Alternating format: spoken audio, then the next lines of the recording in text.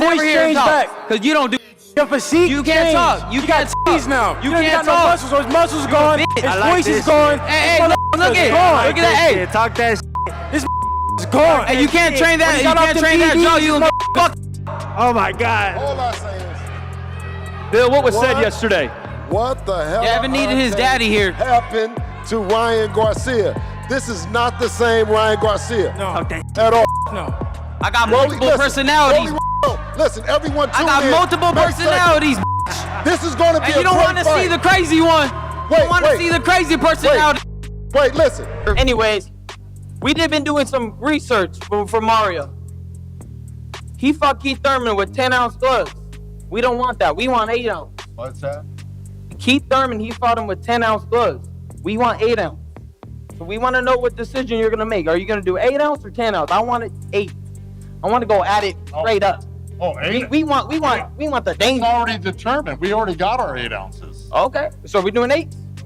Are you Let's kidding? go. Let's go, baby. Asking. Let's go. Okay, well, I don't know who we're gonna, but we're doing 8-ounce. That's what we get. Oh, no, 8. There you go. 8-ounce or 10-ounce. He picked 8. So we're not even gonna give it to him. Actually, you know what? You heard me your decision. All right. All right. That's me. Let's go. Devin Haney crashed the press conference energy like an uninvited plot twist, turning the moment from promo talk into real tension in a heartbeat.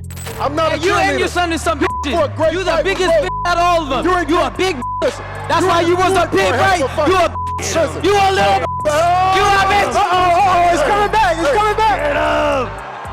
Get him. I love it. Bill brings it out of me There though. might be a fraction of Ryan Garcia that we saw. Again, hey, I don't give a f- what you say, a Bill. whole bit of it. There they are. WBC. Woo! Yeah.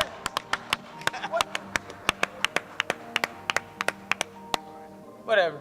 WBC. Yeah. Do I have to? Oh, this one's for Wally, but we'll save that. We'll save Joe's first. Oh, boy. Trader, right? Oh no, yeah. Right. You already did. It's the program. I hope. There it is. The trader, Joe Goosen. There you go. There you go for you. Wally somewhere. What is that? I don't even know where you're at. This press conference had flashes where you could see the best version of Ryan Garcia leak through the noise, and it always happens in the same moments, when he stops performing and starts sounding personal. At the end of the day, you know, I know what I went through after the Haney situation, the scandal, all that. I don't really want to get into it too much, but it did take a toll on me. They wanted me to try to force a fight, and I did, and I was uninterested, and the performance showed. But that's just how it is. In order to be a great quarterback like Tom Brady, you have to forget what happened and worry about the next play. And that's what I am. This is the next play. The way he talked about being locked in, about his body not being invincible, about coming back to the people who molded him. That wasn't promo Ryan, that was fighter Ryan. And that version always hits harder. Play. I got to go grab that title. I'm hungry. I'm excited. And I'm ready to put on a show. To me, it's all the show. I want to put on the best show possible. And you guys are going to get a great fight. This guy, he ain't going to lay down. And I actually got to be more careful for him. If I'm sleeping, he'll be my. So right now, I'm super locked in. And you're going to see, obviously, the best version of myself that you've ever seen. When he jokes, hands out props, calls it mano a mano, and then suddenly snaps into this is a must win, you feel that switch flip. That's when Ryan is dangerous. He's always been at his best when emotion sharpens his focus instead of hijacking it, and you could hear that hunger underneath the laughs. Hey, how's everyone doing? Good to see you guys. Good to see you guys. And I'm truly honored. I'm really honored to be part of this huge fight. This is how it's supposed to be. I didn't like it last time around. There's a lot of other people on the stage. This is one-on-one, mano-a-mano. This is how it's supposed to be done. One main event. You're 27 years old, but coming off that recent loss, you said to me earlier, you don't want to get that third. No, that shit don't even sound good. How important is this fight? 2 is cool.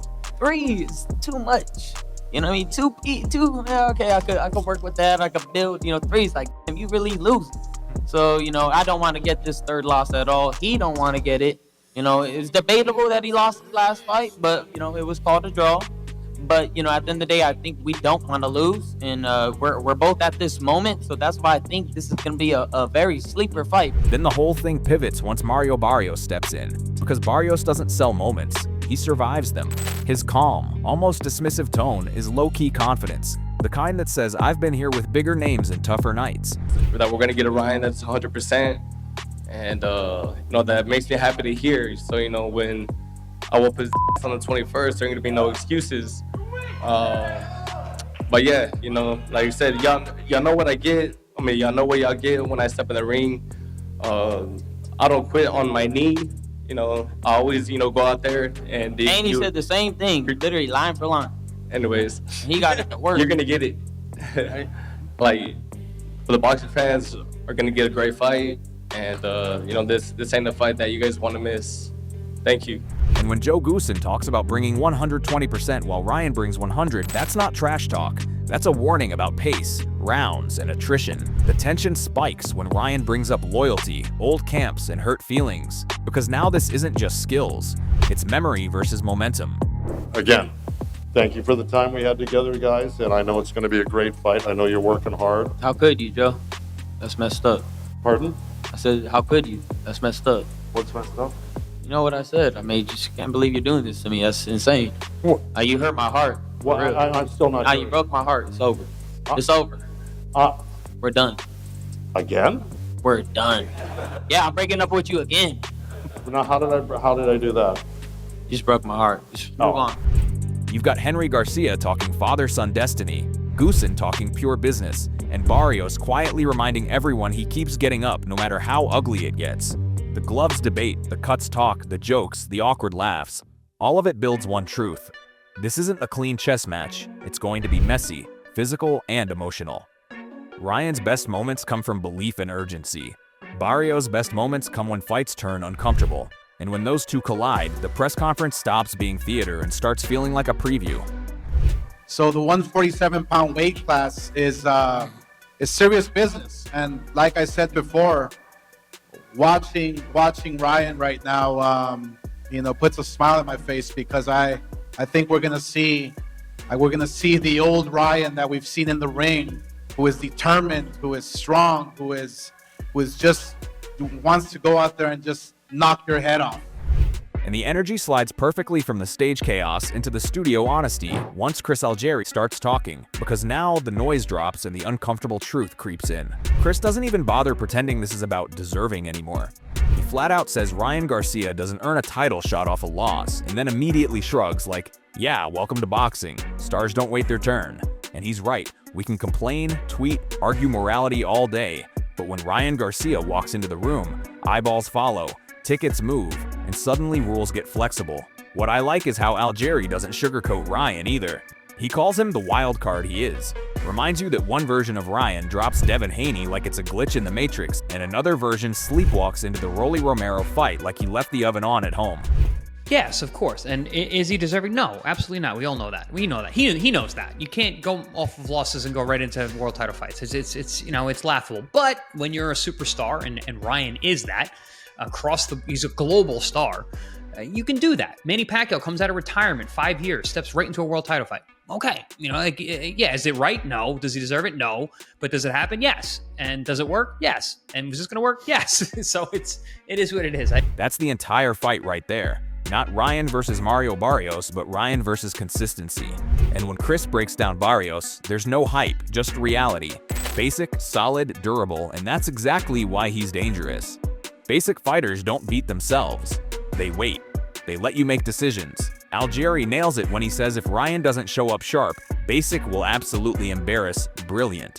But then he flips it again, because if Ryan times that left hook like he did against Haney, the night could end early, violently and quietly. That's the tension.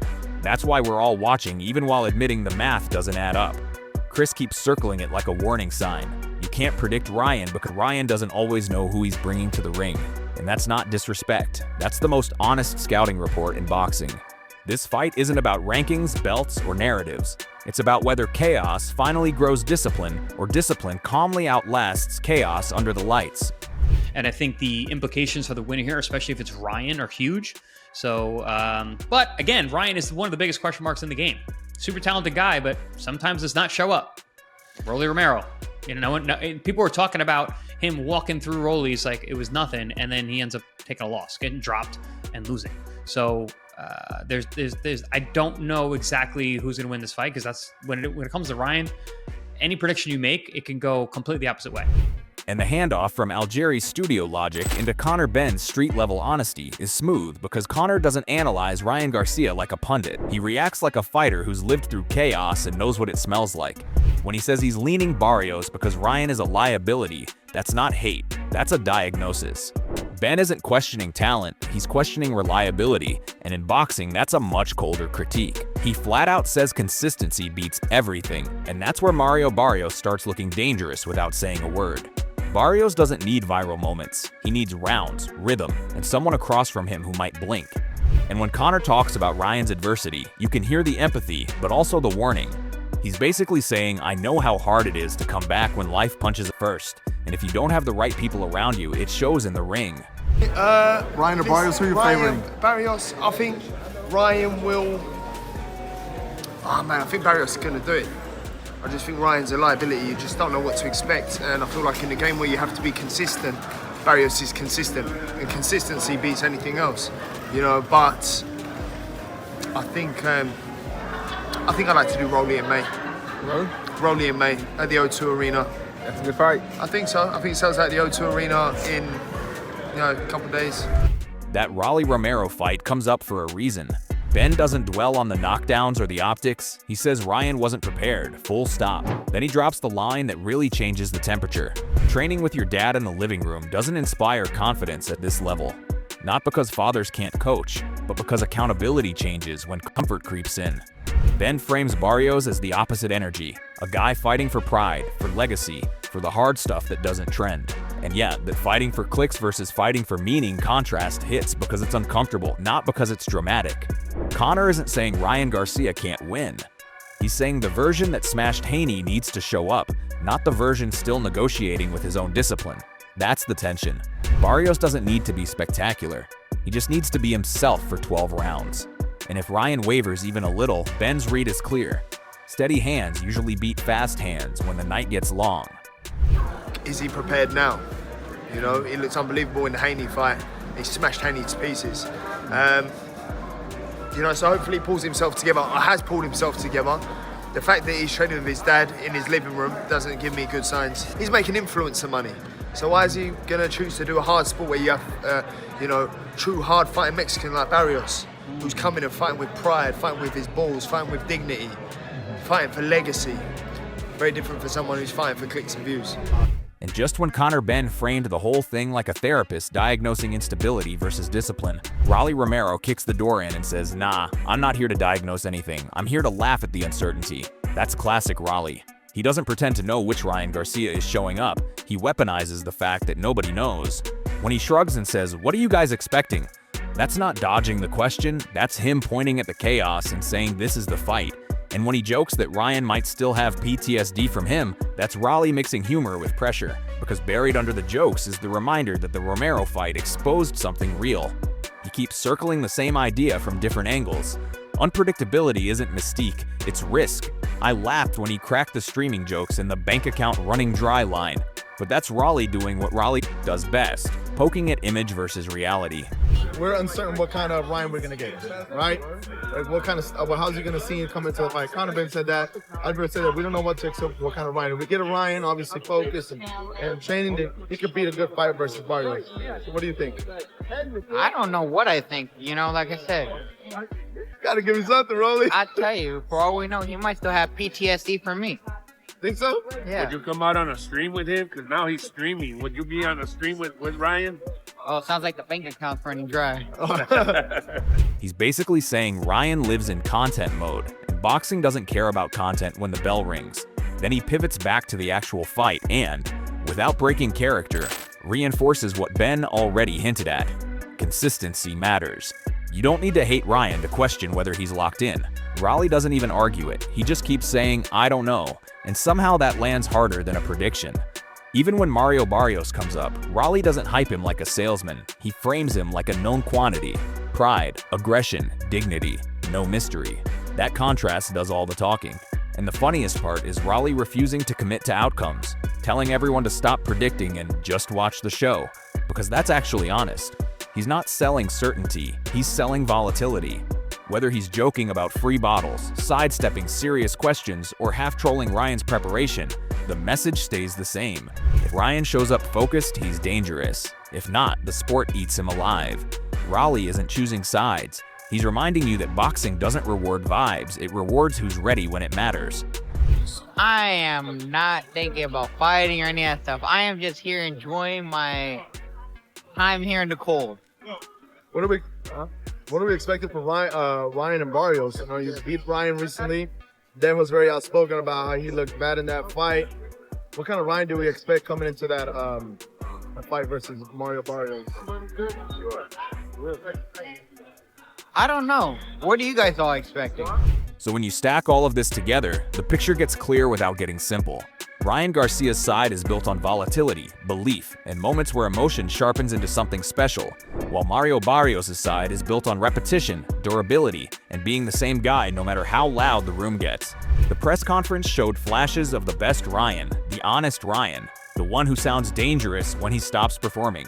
Algieri broke it down like a scout, reminding us that talent without consistency is a gamble, not a plan. Conor Benn stripped it down even further, saying reliability beats brilliance when the rounds start piling up. And Rolly Romero, in his own chaotic way, tied the whole thing together by laughing at the uncertainty and daring you to pretend you know what's coming. That's why this fight feels bigger than rankings or logic. It's chaos versus control, urgency versus patience, belief versus habit. One guy needs to prove he can stay locked in when things get uncomfortable. The other needs to prove that staying uncomfortable is his comfort zone. There's no clean prediction here, just a real collision of identities that's going to answer uncomfortable questions for both careers. Drop your take in the comments, let's really talk about it. And yo, don't ever forget to like, share, and subscribe to Boxing Headquarters. See you in the next one.